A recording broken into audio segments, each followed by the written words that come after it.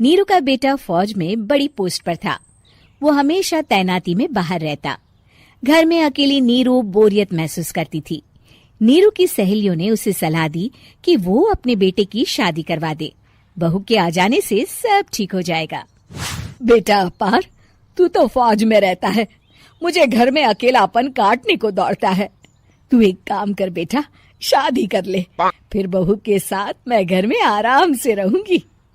क्या माँ, मैं जब तक मेजर नहीं बन जाता शादी नहीं करूंगा। तुम कहीं घूमने जाया करो, लेकिन शादी की बात मत करो।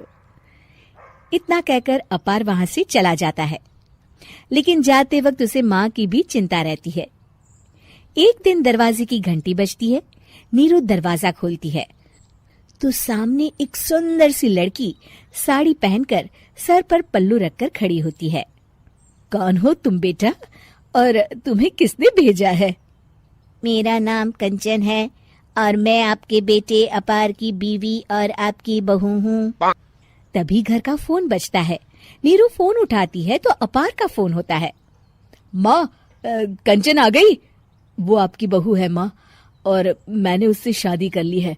आप अकेली रहती हैं तो मैंने आपके लिए शादी कर ली माँ।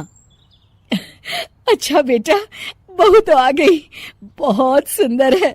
अब ना मैं आराम से घर में खुश रहूंगी।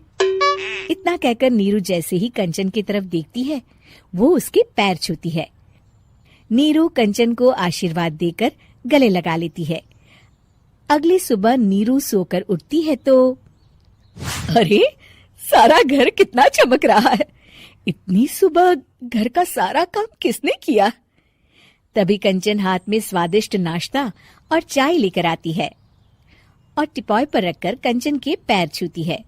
बहू को देखकर नीरू काफी खुश हो जाती है। वो कंचन से कहती है, कंचन बेटा, आज मेरे घर में किटी पार्टी है, तुम मेरी सहेलियों के लिए कुछ अच्छा बना लेना।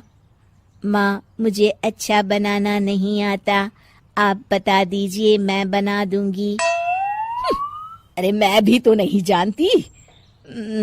ऐसा कर, शाम को इटालियन खाना, सी फूड और हाँ, चाइनीज खाना बना लेना, ठीक है?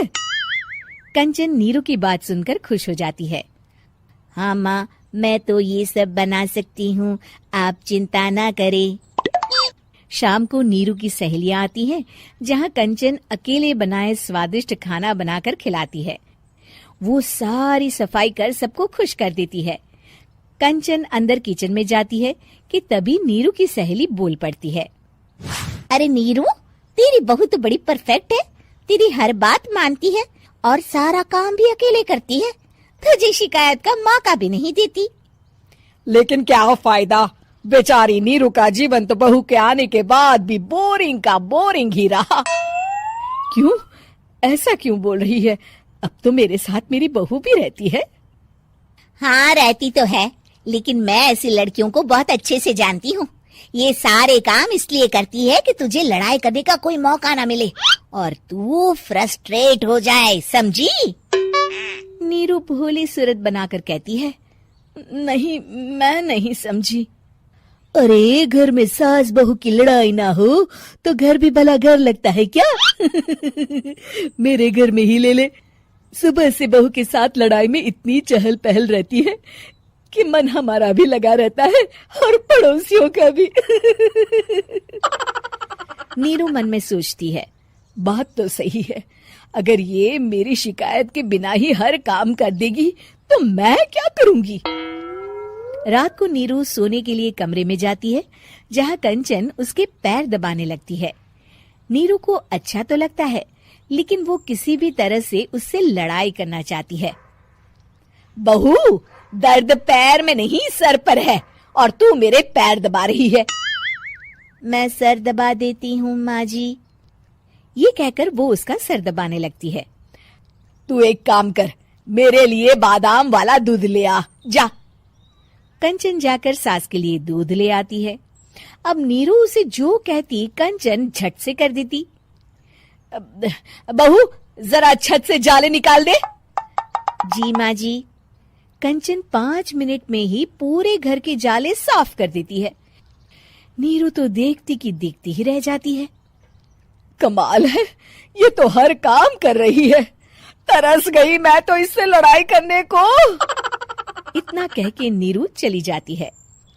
नीरू को एक दिन कंचन पर इतना गुस्सा आता है कि वो सोच लेती है आज तो उससे लड़कर ही रहेगी। मौका देखकर नीरू कंचन को पैर से लंगड़ी देकर गिरा देती है, जिसके बाद जो होता है नीरू को विश्वास ही नहीं होता। जमीन में 2 भागों पर गिरी कंचन के सारे पुर्जे बिखर जाते हैं। स्प्रिंग और उसके अंदर से रंग बिरंगी लाइट जलने लगती है। तभी घर की घंटी बजती है। नीरू डरकर दरवाजा खोलती है तो सामने अपार खड़ा होता है। क्या हुआ माँ, तुम इतना डर क्यों गई? कंचन ने कुछ किया क्या? कुछ कहा क्या उसने? मैं अभी बताता हूँ। तभी अपार की नजर कंचन पर पड़ती है। अरे माँ, तूने ये क्या किया? कंचन को तोड़ दिया।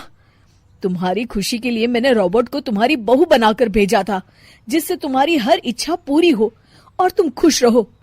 माँ, ये तो इंसान थी भी नहीं, इससे तो गलती हो ही नहीं सकती थी। फिर आपने इसे क्यों तोड़ा? क्या गलती थी इसकी माँ?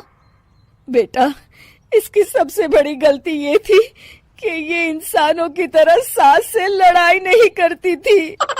अपार माँ की बात सुनकर हैरान रह जाता है।